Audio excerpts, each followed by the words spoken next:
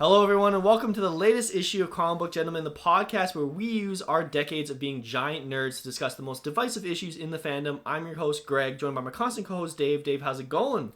Nerdy. Nerdy? Oh, yeah, that's not bad. I've heard worse. So, it's 2025. It's 2025. I mean, hey, it's January 21st as recording, and it's already off to a crazy year. You know, it's going crazy. But how was your holiday break? Anything crazy happen? Nothing crazy. It was pretty low key. Had some family up. Nice. Good dinner. Nice and relaxing. Did you happen to play any Marvel Rivals over the holiday? I did break? not. No, you still haven't gotten into it. I've boycotted it. No, why? Just because people keep telling me to play it. You're such a hipster. I had a friend of mine randomly who has never played any games like that. I was like, "Oh, have you played Marvel Rivals yet?" And I'm like, "No." And I'm fully expecting him to say like, "Oh, I've played it." And he's like, "Oh." I was like, "Have you played it?" And he's like, "Oh no, I don't play things like that." I was like, "Well, why did you assume I did?" And he's like, "Because this is Marvel. It has Marvel in the name. It must play." Oh boy. Here's the thing that I'll say about Marvel Rivals is like it's the only way that's actually made me give a crap about the Fantastic Four. Oh, they just got added to the game like a couple weeks ago, and man, Invisible Woman, amazing gameplay. There's a comic book coming out now. I actually did read it on Marvel Unlimited. Did you? Yeah, it was fine. It was very like for kids, get the concept ready, but it was interesting. But Marvel, anyways, yes. Holiday break was good. I think the big thing for me was I got a Lego Ghost Rider set, which was amazing. So yes, you have become part of the cult. I'm now part of the Lego cult. So when I go bankrupt, you'll know why. You know, it's from all the Lego. The Lego. But they have amazing sets, so you can't say no to it, right? They do. So, I had one over Christmas myself at the X-Men mansion. Oh, and that was so cool. Full of all kinds of little, if you're a comic book nerd, full of little teasers and stuff, and that was great. That's awesome. No, it's super cool. All the stuff they're doing, keep doing it, Lego. Hey, we're here for you. Please sponsor the podcast. So what we're going to do for this episode, since the beginning of the new year, we want to talk about things we're looking forward for in 2025, as well as, maybe some wish lists, some resolutions for the new year, and kind of go from there. But yeah, Dave, why don't you start us off? What are you looking forward to? I have a long list. Okay, long list. And some of the items on the list have sub lists. Oh wow! Okay. Well, let's start with your I put first a lot one. of thought into Yeah, this. you did. So at near the bottom of my list, and this was not put in any kind of random order. It was just kind of as it came to my head. I'm looking forward to the Ultimate Universe / Absolute Universe continuing to move forward. Yeah. Just because the addition of the Wolverine Ultimate comic, haven't seen it yet. I'm waiting for that one to come in. And the other three that they've currently, or four, I keep forgetting about X-Men. Yeah. The other ones that are out there, I'm curious. I've heard I don't think a lot of issues have landed yet for the Absolute to really get a good idea. Yep. But I hear a lot of people raving about the Absolute Batman online all the time. And I would have to say, like, for my own preference, because I read the Spider-Man and the Ultimates, like the Ultimates last two issues were just so bizarre. Like, just so, like, I don't, like, where are they, what are they doing? What are they doing? That's so interesting. So it was just, it was, I would say, out of the two that I read, they ended the year on kind of like very, very interesting, not so much cliffhanger, but just like, where are you going with this? So I'm very much looking forward to seeing where those go, what they do, if they expand the Absolute. I'd love to see Absolute Green Lantern. That would be cool. And the Ultimates, I think Wolverine was an interesting addition, because typically they would go like Captain America, Thor, Iron Man. I guess they're in the Ultimates, but then they would go into other ones like maybe Daredevil or Hulk, but Hulk's a bad guy. Like, it's interesting because you're just seeing stuff that you maybe normally wouldn't have seen. Yeah, I like the fact that they're again trying new things. At least they're reporting that they're going to try new things. I think the turning Wolverine and mixing him with Winter Soldier is fascinating. It's like, yes, that of course makes perfect sense. Why have you not done this before? Type of thing. So I'm definitely looking forward to that too as well. The way I broke down my list is I separated based on categories. And for speaking of comic as categories, along with your mention, Absolute Universe by DC. I'm super excited to get into it in 2025. I've heard nothing but good things about Wonder Woman, Superman, and Batman. Yeah. But as a, I don't think there's a DC app for their comic books anymore. There is. There is? What's it called? There is. Do you know what? I will look it up. Yeah. But I mean. Do you know what? Actually, I don't think I have it on my actual phone. I have it on my iPad. But they do have one. Do they? Okay. Yeah, I didn't.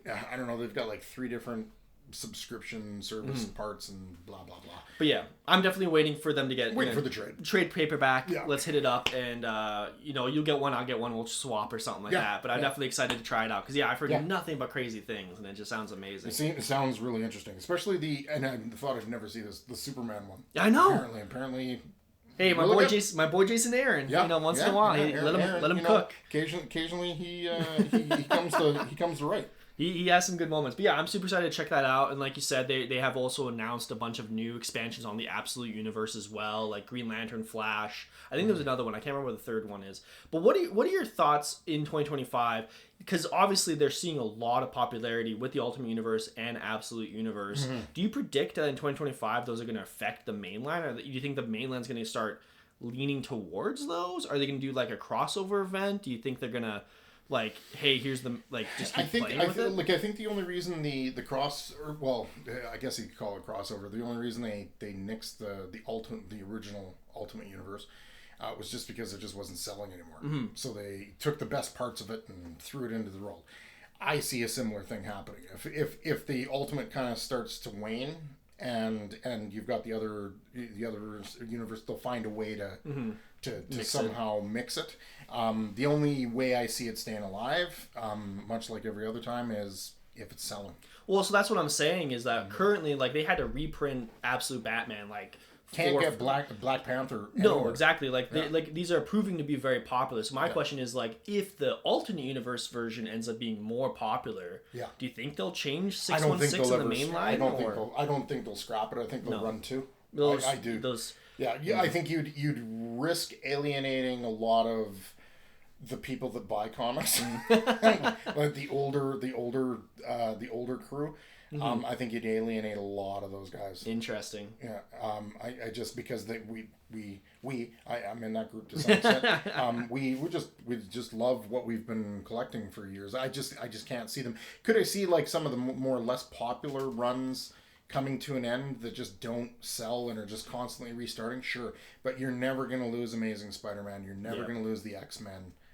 Like, which is fair. I just was more curious if, like, maybe if they see what's happening with Ultimate Spider-Man, okay, fine, he can marry Mary Jane, type of thing, and maybe they'll start like leaning more towards that direction. But then the problem is that you have two similar then, and it's like, why would you have 2 separate universes if they're doing the same thing? So that was just something I want to throw out there. It'd be interesting to see how the sales continue. It'd be interesting to see how it continues to perform. Mm-hmm. Yeah. What's something else you're looking forward to in the year? So I had some of the Marvel runs that I'm currently reading. I'm looking forward to.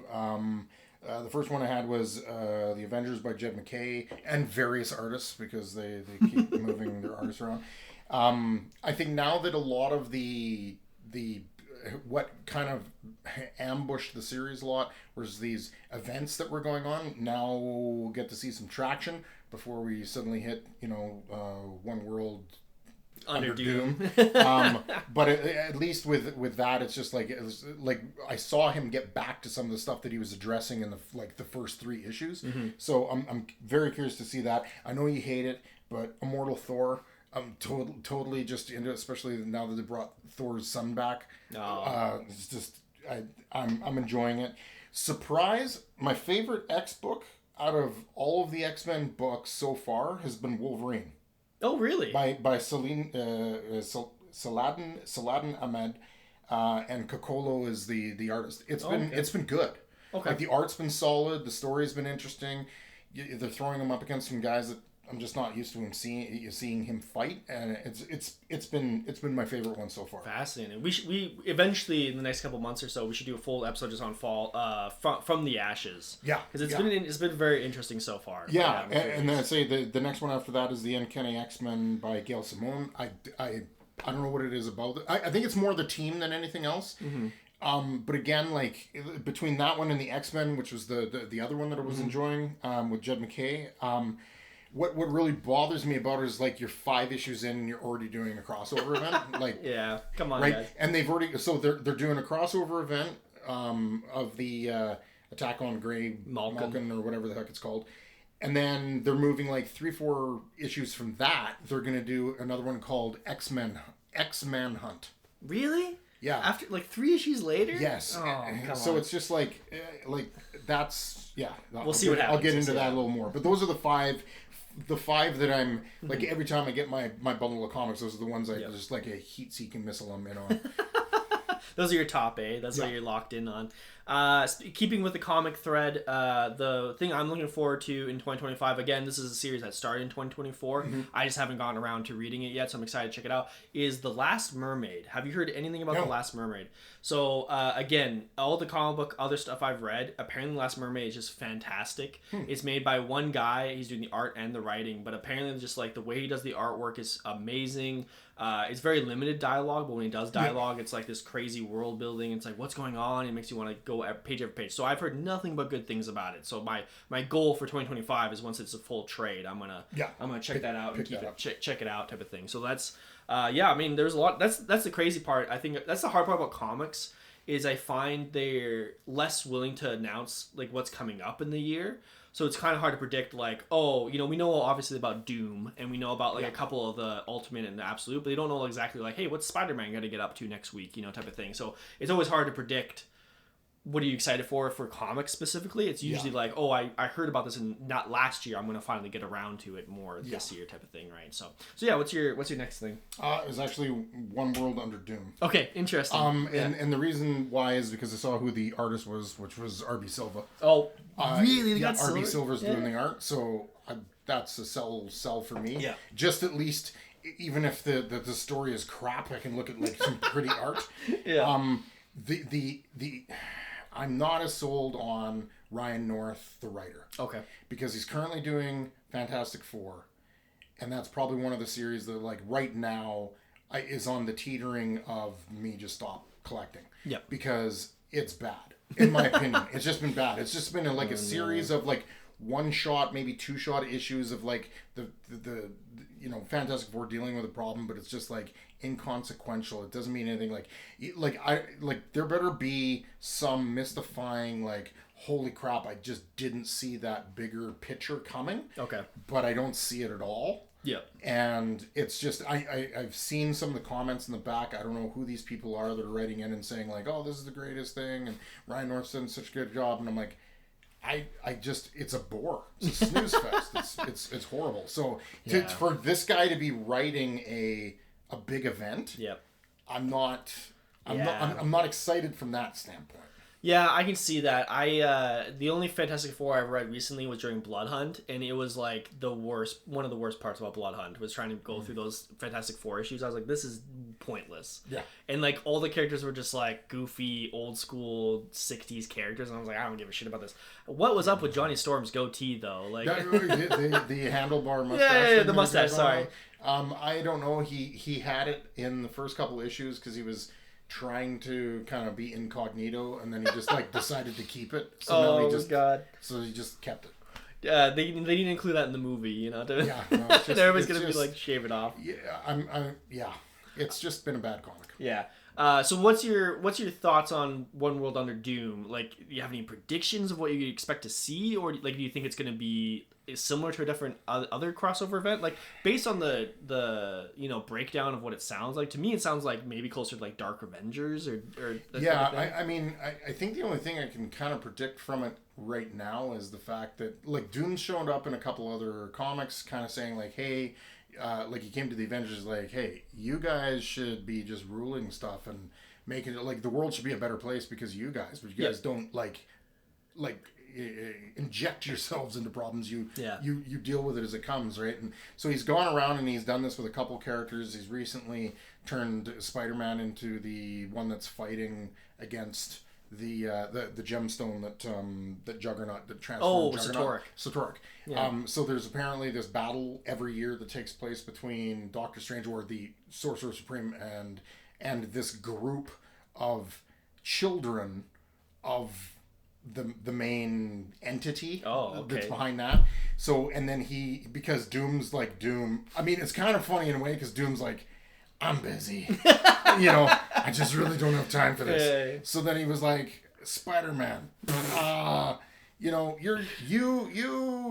really good at dealing with hard stuff. Like hard stuff is in like horrible stuff that happens to you and you just keep going. Yeah. So how about I make you the champion? So that's what Joe Kelly's doing with him right now, is to wrap up the Amazing Spider-Man run. Is Spider-Man's dying. It's called 8 Deaths of Spider-Man, and he's dying in every issue. Holy shit. Yeah. Okay, well, it's interesting, but at the same time, it's just like, really? You go to Spider-Man? Like, I don't know.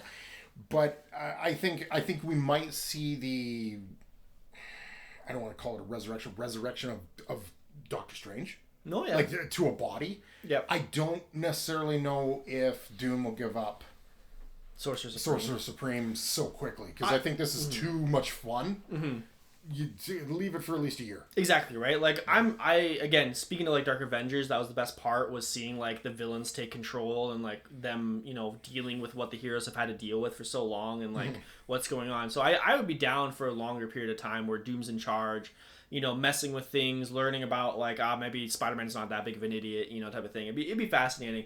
I can see it though, if they just return to status quo again, like, Doctor Strange is Sorcerer Supreme, Doom goes back to Latveria, and like nothing comes of it. It's like, what was the point, man? Yeah, because they literally just gave it to him like randomly 6 months ago. Exactly. So, right. So like, I would say like it would be great if they went into the series and there was a whatever the plot is, and then you got to the end and the superheroes lost. Yeah, and Doom won. Yeah.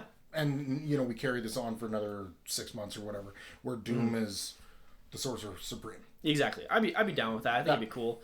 Or something. Like he just makes a huge ripple. Yeah, to your point, if it just ends up being status quo, like, here you go, Doctor Strange. Here's your thing. No, nobody wants that. Not so speaking of Doctor Doom, I'm going to change lanes a little bit from comics over to a different medium. Somebody who's actually involved in Doctor Doom, and we were talking about this a couple of minutes ago, is Marvel Rivals. Marvel Rivals, some of the they have like a storyline going on in the background. It's pretty funny because obviously the main point of the game is just load in, fight, move on. It's not really supposed to be a story, but the main point of the story is that you have Doctor Doom and then you have future Doctor Doom, and they're kind of like playing chess and they're doing all this stuff. But Marvel Rivals has actually been really good. I know you're resistant to when people tell you to check something out. It's mostly because I just have a lot of other video games. Which is fair. I also had the same problem. Like I paused for a while because I was playing Dragon Age, and I was like, okay, I gotta go back to Marvel Rivals because that's what I'm excited for in 2025. Is that the way they've currently rolled out new characters, new maps, and new skins. Amazing. Like I think what really shines for me in Marvel Rivals is you can tell they're actually fans, because I think there's been a lot of, especially when the MCU came about, there was a lot of Marvel games where it's like, okay, Iron Man, Captain America, the mainstays, and we're going to keep it pretty basic. But you can tell with Marvel Rivals, they're really trying to expand out as much as they can. Like, they have Cloak and Dagger, Squirrel Girl, like, they Jeff the Shark. Like, they're trying really hard. And then when they actually do skins, they, like, find a comic from the 60s. Like, I don't know if you've heard of, seen the Malice Invisible Woman skin. But they I haven't seen the skin, but I know who Malice is. Exactly. And, like, I've never heard about that. And it's like, I need to go read this comic immediately, because this is wild, dude. And this, I mean, part of it is just like, every character is a supermodel. Even the men are all ripped and sexy, type of thing, too. Even the Blob. Even the Blob, even Jeff the Shark, but it's funny because, like, they've really, that's my favorite part whenever a comic book video game happens, is when they actually show, like, no, we're fans too. This is the lore from the comic book we're bringing in, but we're also still doing new things. Like, it's Tokyo 2099 and mixed with a couple other things, and they try to mix it up that way. So I highly encourage, if you haven't played it yet, make sure to go play it. It's free, which is the best part for me. Like, that was the worst part about Overwatch, is you paid $80 and then you still had to pay more money for skins. It was like the biggest ripoff of all time. But this is 100% free. You could put money into it if you wanted to, but you don't have to, and then you just have a good time and load in for 10 minutes, play a couple games, and have a good time. So I'm very excited to see where they go for. I will eventually try it. I just, again, I know. I know. And because people have told you to try it, so why would you try it? Yeah, no.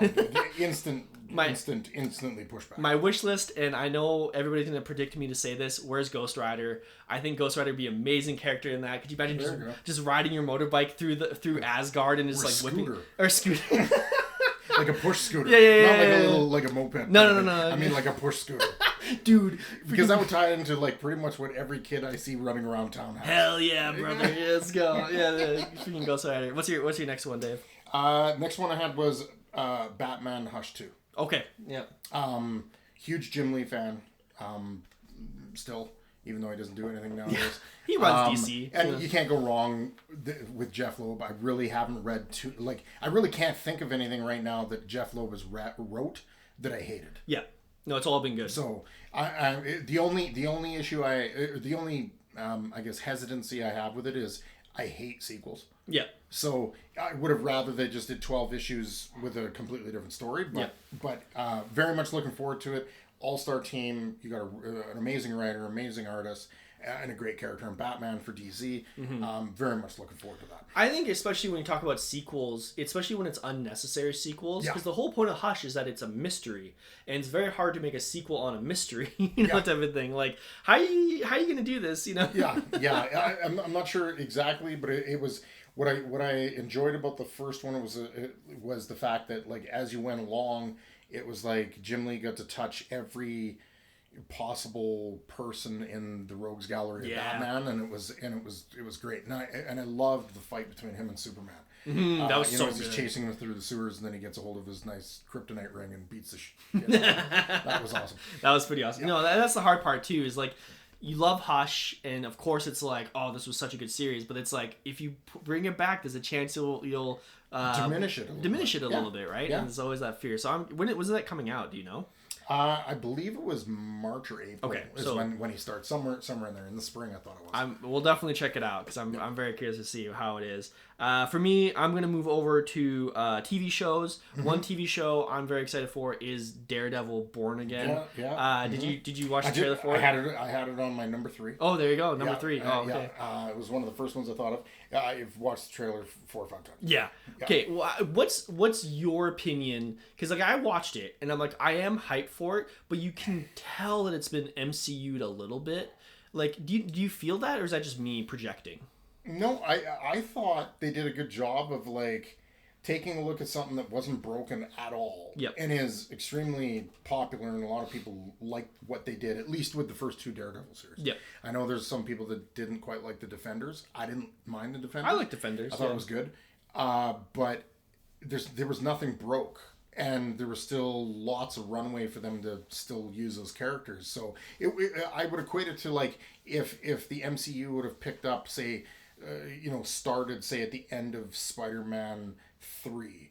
Like, would they have kept on with Tobey Maguire? Or would they have, kept on with Andrew Garfield? I think there was more runway with those characters to be done if they wanted to. Yeah. And I think this was just, you had good actors, good castings, great stories that they told in the first ones. Looks like they're dragging a lot of that forward. And then the fact that they've introduced some fun new characters. Yeah. To go to the next one, like Muse. Yeah. Creepy. Yeah.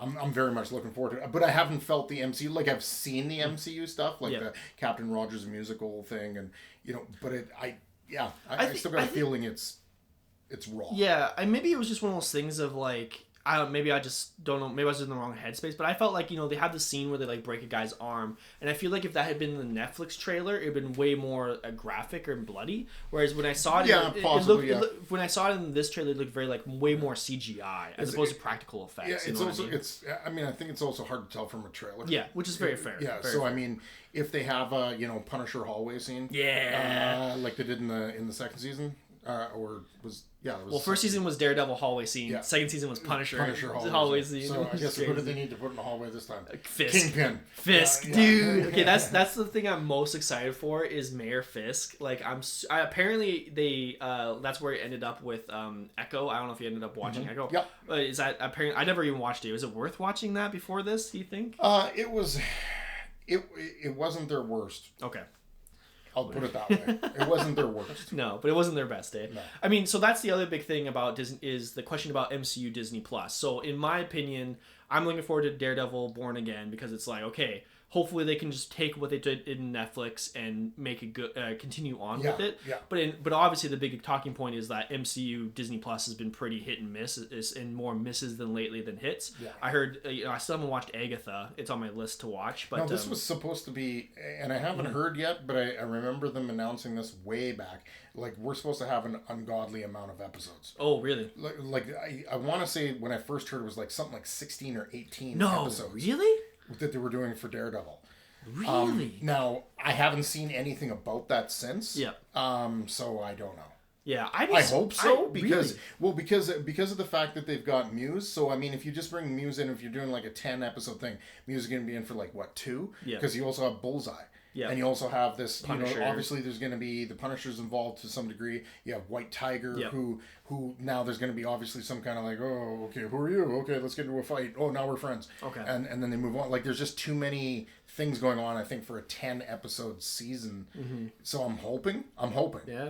That they do more. I mean, it'd be interesting because that'll be the first time they do that long of a season for any show. I think on Disney Plus. On Disney like, Plus, yeah. it'll be interesting. Like, I think the most I've seen is 10. Yeah. Are you like? Do you have hope with like Disney kind of revamping the next phase and stuff like that? Do you think like that they'll get the Disney Plus shows up and running? Like I'm curious to see some of the ones that they've announced. Like they've announced Wonder Man.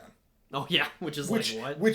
And the stance they're taking, it kind of reminds me of like WandaVision. Okay. Right, because this is just an actor who's applying for the part of Wonder Man, where in the comic book universe, Wonder Man was a wannabe actor. Mm-hmm. So I'm curious to see who and how they roll that out, and who's going to be in it, and what is the story. Yeah. But I think they kind of pump the brakes a little bit. Yep. And they're rolling stuff out a little slower, which I think is good because it was like drinking from a fire hose before. It was like as soon as the Marvel one ended, then a Star Wars one started, and then that one ended, and then another Marvel one. It was just like, it was just go. Yeah, and a lot of them didn't matter. Type of thing. That was the worst part. That was the whole thing. Yeah, and you can tell they just didn't. They were just like, we just got to get something out there. Who gives a shit what it's about? Yeah. Just put it out there, and hopefully, they'll get a little bit more.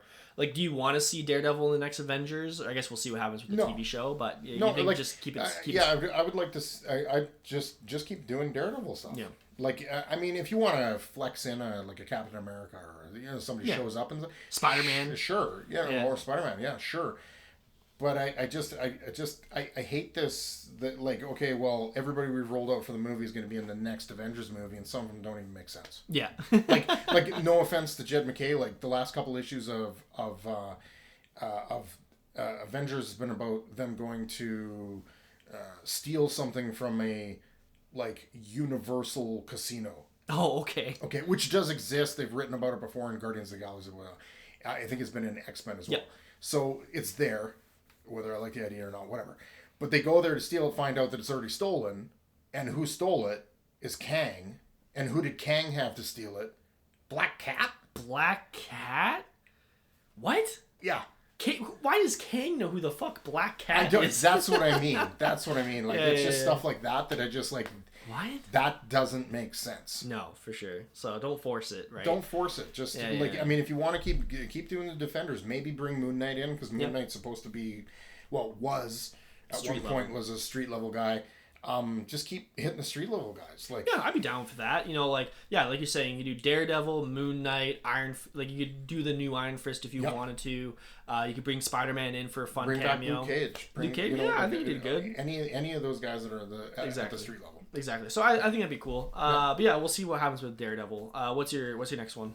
My next one is, let me get to it. It's a movie. Okay. Thunderbolts. Yeah. 100%. I'm looking forward to Thunderbolts 100%. because and I hope they don't let me down. Because number one, it's a very interesting mishmash of heroes. That makes sense that they might be put together for some reason. Mm-hmm. Number one. Number two, it looks funny as hell. Number three, Bob, who is the Sentry. And they will not show you anything of him being the Sentry. I'm so looking forward to seeing that happen. just to see what they do with it. But that's probably at the top of my list as far as the movies that I've heard or seen trailers of so far. 100%. Thunderbolts is on my list as well.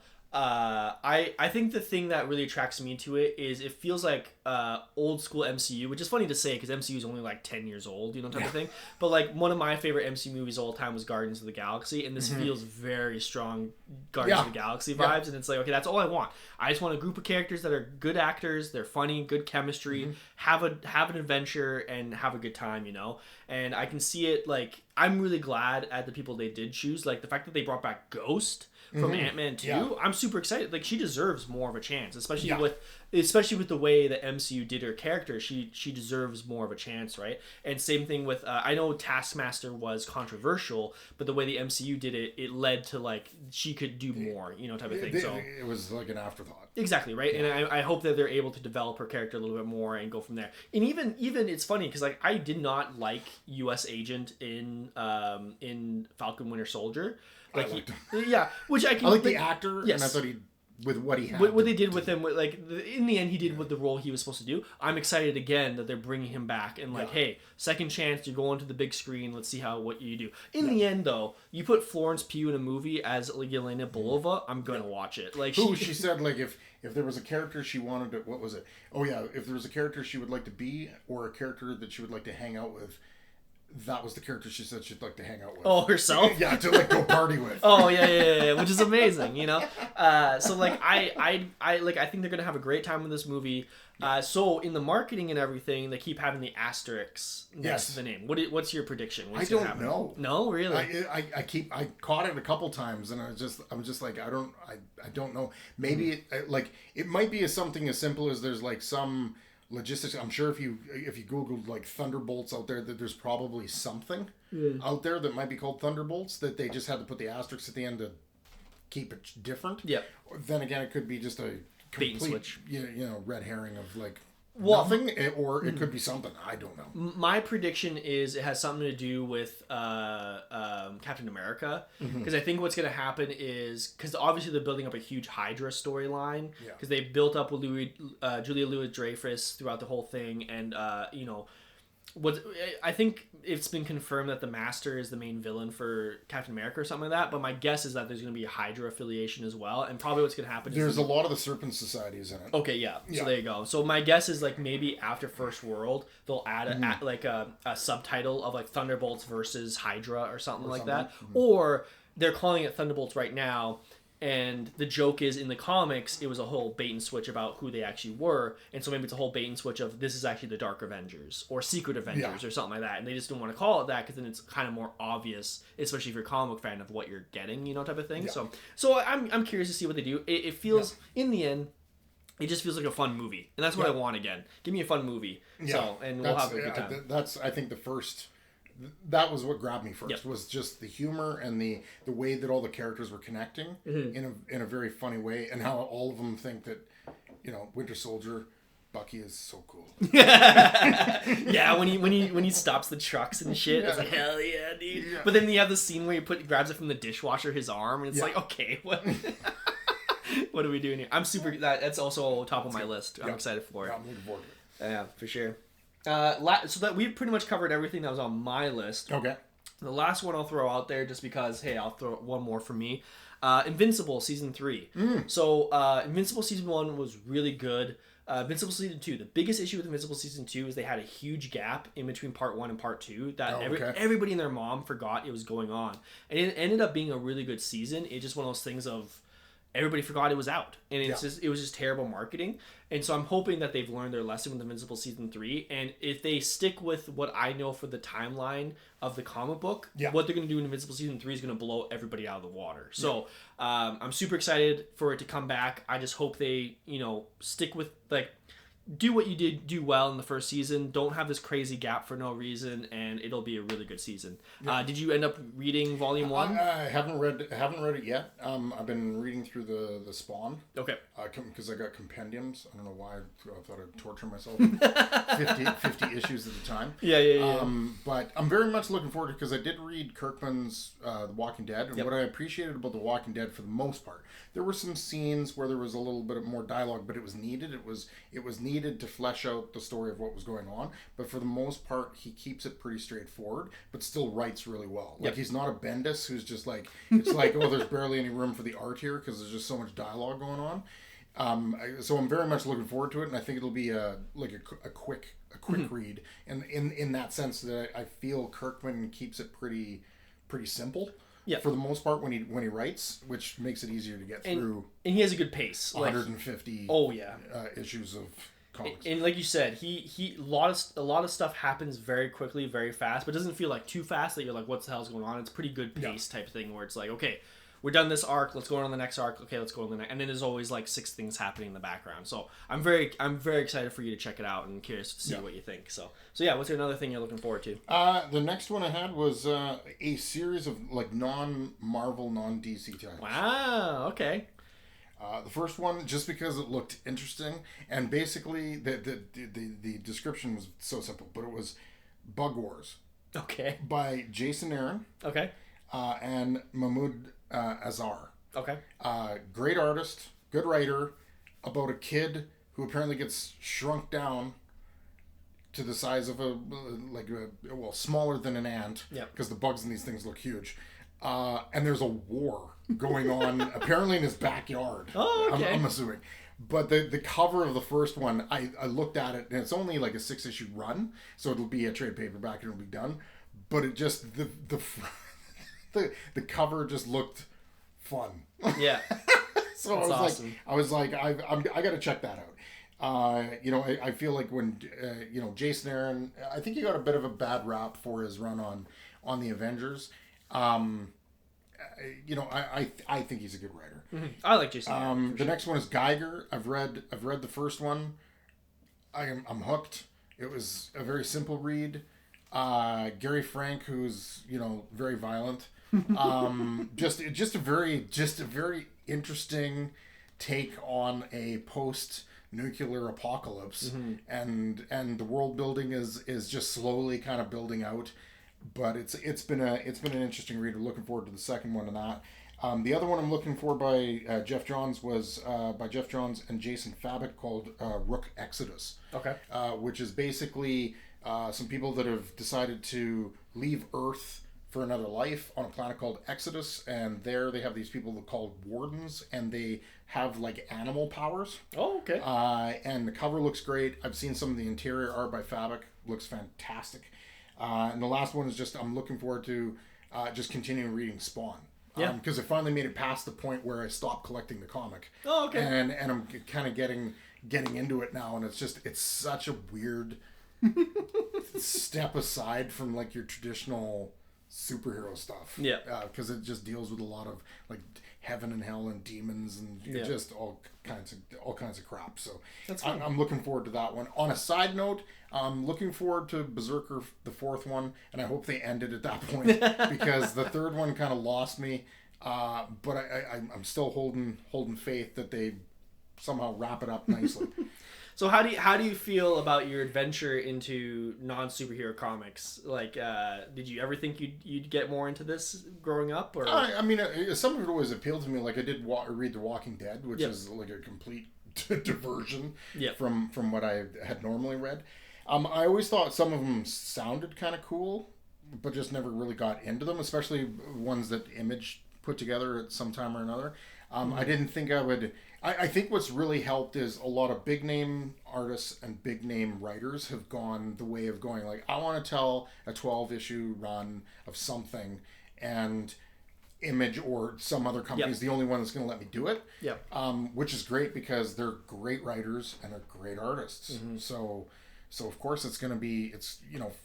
your chances of it being good is going to be pretty high. And the other nice part is usually you have the same artist for the entire the whole thing. Exactly. You have some consistency, and that's another thing about Marvel and DC is they just rotate them like not crazy. 3 issues, Stegman. On X-Men. Yeah. But no, I'm excited. I mean, there's so many good comics out there, and it feels like every day they're announcing something new and wild and stuff like that. You gotta check out, right? So it's a good time. Yeah. What else you got? My number 2, and it's only number 2 because of the recent news I heard about number 1. But my number 2 is the Ultimate Spider-Man. Okay. Where it ended off in issue 12. I was like, damn. Like, outside of the Marvel Ultimate Universe, like, I'm not even paying attention to what the hell's going on with most of that stuff. What is going on in that issue 12 where I read through it, I'm like, oh, it's like a Christmas issue. There's some stuff going on. You know, there's a lot of dialogue, and you get introduced to Mary Jane's sister, and just a lot of back and forth and blah, blah, blah. And it was just nothing. And then it's like somebody just suddenly punches you in the face in the last like 3-4 pages. Really? And you're just like, what is going on? That's awesome. So I'm very much looking forward to just issue 13. Yeah. But I'm very much looking forward to seeing where they're taking it, because this is just such a diversion from it's not like we just took the typical Spider-Man and then we just kind of changed it a little bit. Mm-hmm. It's like this next, what I'm assuming is going to be a villain at some point, was just like, this is just such a sneaky way of bringing about it. I was just like, wow. Really? Yeah. So this is the downside of reading on Marvel Unlimited. I'm so far behind. I just read issue 10. Yes. Which I gotta say, that was an amazing issue, and it's so funny because like there was zero Spider-Man in it, and it was such a good issue. So minor spoilers because I want to talk to Dave about this. The whole scenes with Uncle Ben and J. Jonah Jameson conning Harry Osborn and Gwen Stacy. Yeah. I was just like, this is wild, dude. Yeah, they got us really ass. Good. It's so good. I love it. It's been really good. I'm surprised how much I'm liking it. Mm-hmm. And there's almost no Spider-Man in it. Like it's the Spider-Man book. Like, funny right now, like, I'll get my comic books. It's like the Ultimate Spider-Man is the first one I want to read Spider-Man wise. Mm-hmm. Not amazing. Yep. The next one after that, stupid enough, is the Spectacular Spider-Men with both Peter and Miles. And then it's Amazing, which is just like such a downfall for the Amazing Spider-Man. Yeah. So, you know, but it's because they've got a great artist who, they've had a substitute come in here and there, which really hasn't made that much of a difference to me. So, but they've had a pretty consistent artist, and then the writing is top notch, and that's what you get when you put those two things together. Yeah, you get a good product. So what is your number one thing you're looking forward to most? So this is how I stumbled across this. Mm-hmm. Now I'm hyped. Okay, I'm excited. Okay. So I went into my comic subscriptions because my current subscriptions were with one company. That company sold the rights or that business over to another company. So now I'm doing my subscription services through them. So I'm like familiarizing myself with their website and stuff, checking it out. Kind of like it a little bit better because you can actually go in and order just straight up individual comics if you want them, or trade paperbacks or whatever you want. So I'm like, oh, this is kind of cool. And then I was going like, oh, I'll take a look at my subscriptions, make sure everything transferred over right. And I'm going through and it's like Amazing Spider-Man, Death Spider-Man, you know, all with Thor, blah, blah, blah, blah. And then I get down to Amazing Spider-Man issue number 1. And I'm like, what? Yeah. I haven't even seen this. Haven't seen this on anywhere. So I click on it. I'm like, what the hell is this? So I click on it, and it's after deaths of Spider-Man. Mm-hmm. That'll be the end of the current run, and they're going to start back at number 1 again. Okay. Joe Kelly's coming back as the artist, or as the writer. Okay, so he's getting a full good start. He's not like picking it up after somebody completely destroyed it. So he's coming in. He gets a fresh start with it going forward. The artists are going to be John Romita Jr.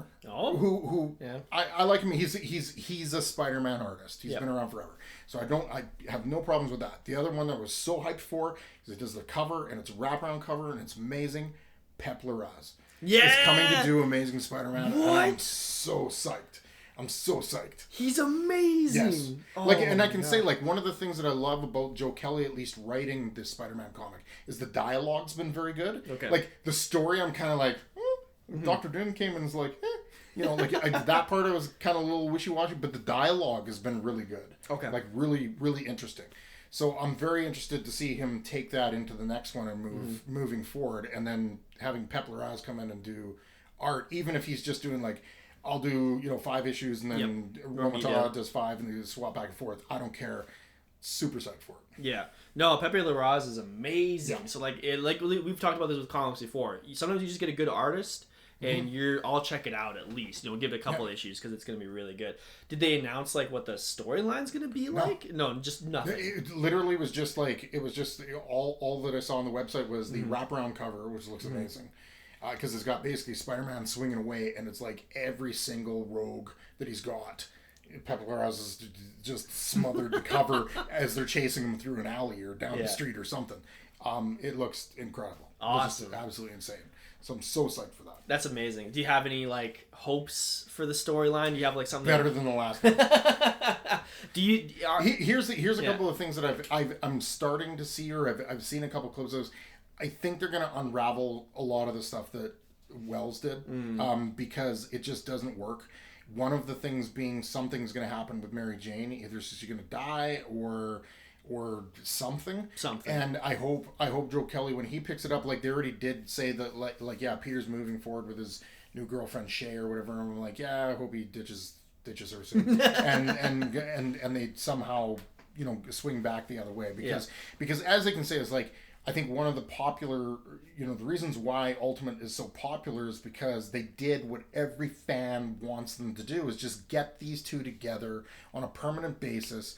Because that's what we've been clamoring for, like for years. Yep. Like decades. Prior to them actually getting married in the comic, for years they dangled that. Yep. Just dangled it and dangled it and dangled it. And it's just like, enough's enough. Mm-hmm. Just, you know, like you guys do a lot of stuff to Spider-Man. Just give him one thing. Just a consistent girlfriend. Yeah. That's it. Give him a reason to keep living. Yeah, you know? Exactly. Hey, like I said, you tell me Pepe Larraz is on a book, I'm gonna check out a couple issues, you know, type of thing. Yeah. How do you? What's your opinion on number ones? Like, are you a big it needs a fresh start, might as well, or what do you feel about it? Because my thing is, they always end up going back to the legacy number. This is like for me, it's like I like the legacy numbers because I've collected comics since they were from the original, you know, volume 1, right? So I like that. If you told me that they were going to come in and they were going to say, okay, Joe Kelly and Pepe Larraz are going to do 50 issues, right? The art's going to swap back and forth between John Romita Jr. and him, but it's going to be 50 issues. Those three guys are going to work on it through the whole thing. Okay. You know, then I know there's a starting point. I know there's an end point. Yep. I know that they're with the book the whole time. But this, like, getting up to, like, issue 47, sales are starting to wane. Oh, let's just switch. Yeah. Let's just cut it down and, you know, crank up the sales again with a number 1 is just bullshit. Yeah. Like, it's absolute horseshit. Well, the thing that annoys me the most is like, and then they always come back to legacy numbers for big numbers. Like, it's number 600, even though it's issue 17. Yeah, exactly. And it's like, oh my gosh, you guys did not plan this at all. Like, issue. I want to say it was a big one for Daredevil here just recently. It was like issue 600. Wow. Or something like that. It was like literally like issue 6 of the current run. It was like this is stupid. Yeah. Just stick with the normal numbering. It'd be cool. Stick with the normal numbering. Yeah. Or if you're gonna do the volume stuff, fine. But make sure that the volume is written and drawn by the same guy from 1 to 50 or 1 to 100 or whatever the hell you sign him on for. Mm-hmm. Because this like what they did to Joe Kelly, like thank you Joe Kelly for stepping in. Mm-hmm. But I mean he's literally got, I don't know, about 10 issues or something that he's doing, and he's not even doing all of them. So it's like they're just trying to patch it together to end it. Exactly, right? They're just like, slowly putting it down. Yeah. So those are all the things we're super looking forward to in 2025. But Dave, you had some, I guess, what do you want to call them? I have a wish list. Wish list, New Year's resolution. My wish list, New Year's resolutions for Marvel and the comic book. Okay, so let's hear them. What are you feeling? My number 1 was Marvel is for Marvel. Can they commit to creative teams beyond 3 issues? Yep. That would be fantastic. Yeah. Both the X-Men comics, the artists lasted 3 issues before they switched somebody to somebody else. I hate that shit. Mm-hmm. Because you sold the comic. The whole, like, hey, look, this new comic's coming. They didn't even make it through the first run. Yeah, that's of what's going on. It just drives me nuts. Commit to your creative team. Spend some money, you cheap bastards. And go from there. Which is actually number 4 on my list. Yeah. Number 2, lower the volume of events and make them quality. Yeah, exactly. Like if you're gonna do an event, say at the end of the year, tell everybody now. Start sprinkling some hints towards this event that's happening at the end of the year, so that it makes sense. It's not just randomly thrown out. All of a sudden, vampires are popping out of everywhere, and we don't know why we're reading 2 or 3 issues in these series about vampires. Yep. You know, like just plan.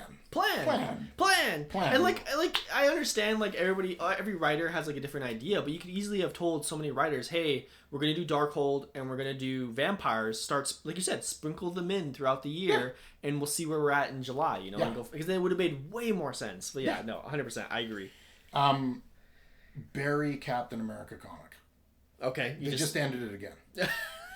He got to issue 16. Yo, really? Only 16? 16 issues. With a movie coming out? Yeah, 16 issues. They buried it, and now they've got a mini-series with, of course, Sam Wilson, Captain America, and the Red Hulk. Yeah. Coming out for the next, I think it's like 5 issues, and who knows what they're doing. Bury it, make Steve Rogers a mainstay on the Avengers. That's basically becomes his comic book to a degree. Mm-hmm. He's on the Avengers. If you want to do a mini-series like you're doing right now with the 5 issues with the other Captain America with Sam Wilson, fine, do a mini-series, but just cut the shit out. You guys obviously have no idea what you're doing with this character. You can't write him anymore. Yeah. You've brought guys in. The art stinks. Like, it's just like you're doing more damage to this character than you are helping it. Just stop it. Yeah. And that's not the only one I would say that to. That was just the one that really stuck out because I got issue 16. I read through it and I was like, oh, okay, that was a slog. I hated that. And then I just happened to notice there are no more coming. Just donezo. It's just done. Just donezo. Yeah, issue 16. Done. Yeah, that's wild. So that drives me nuts. Both comic book industries, or both major ones, DC and Marvel.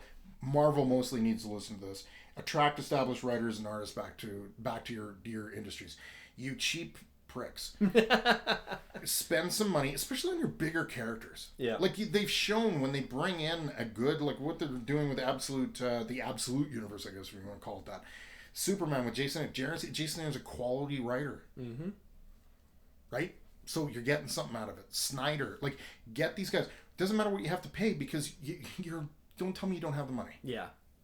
You have the money. Yeah. So just spend the money, bring these guys in, and commit them to, like, even if you're only going to say, look, this series is only going to be 25 issues because that's all we wanted to pay them for, and that's what they're going to do. Great. At least I know for the next 25 issues, I've got the artist and the writer, mm-hmm. much like you see out of like Image Comics and some of these other guys where it's the same group. Not to say that the occasional guy doesn't hop in and do some stuff, but just commit to these guys. Like, they're the ones that are making your industry. Stop being such cheap dirtbags. And like we've said multiple times, they use the comics to make up random bullshit that they then steal and use for the movies, which makes billions of dollars. So it's like, you guys have money, pay your artists and creators, and then everybody would be happy. But they just can't help themselves to be like, what the hell?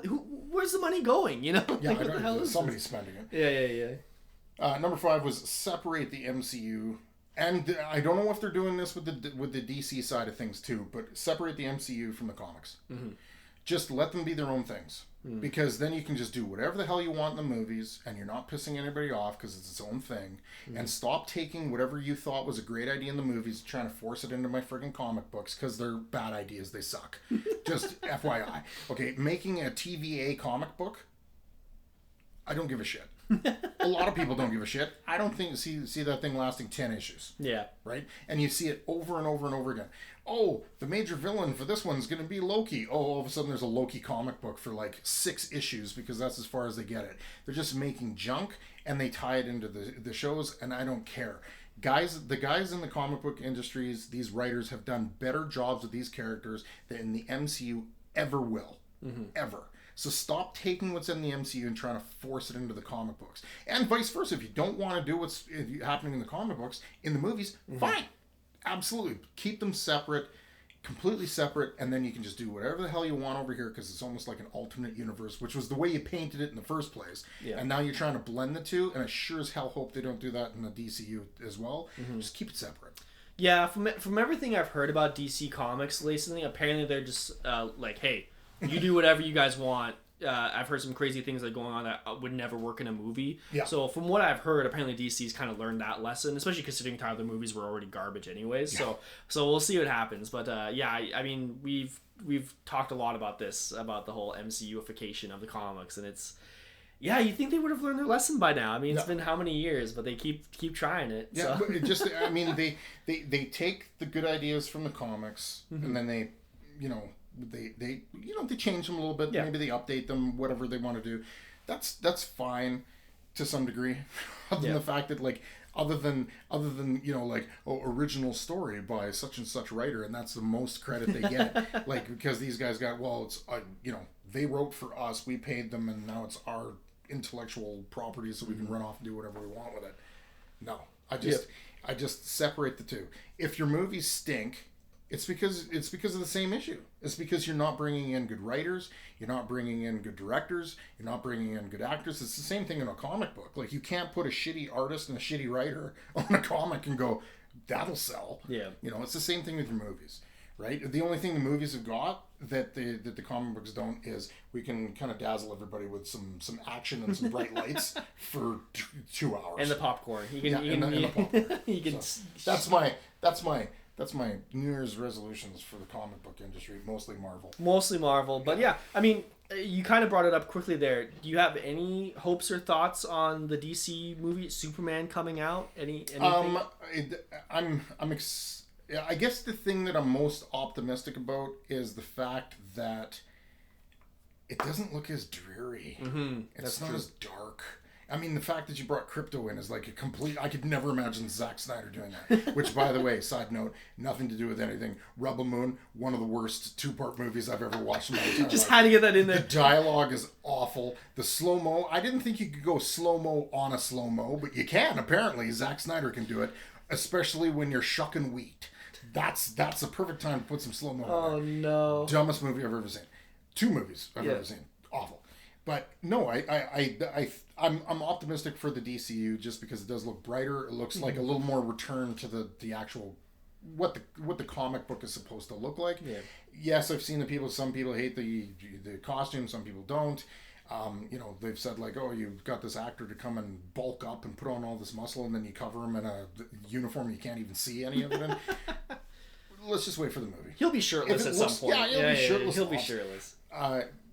Let's wait for the movie to come out, and it'll be good or it'll be bad.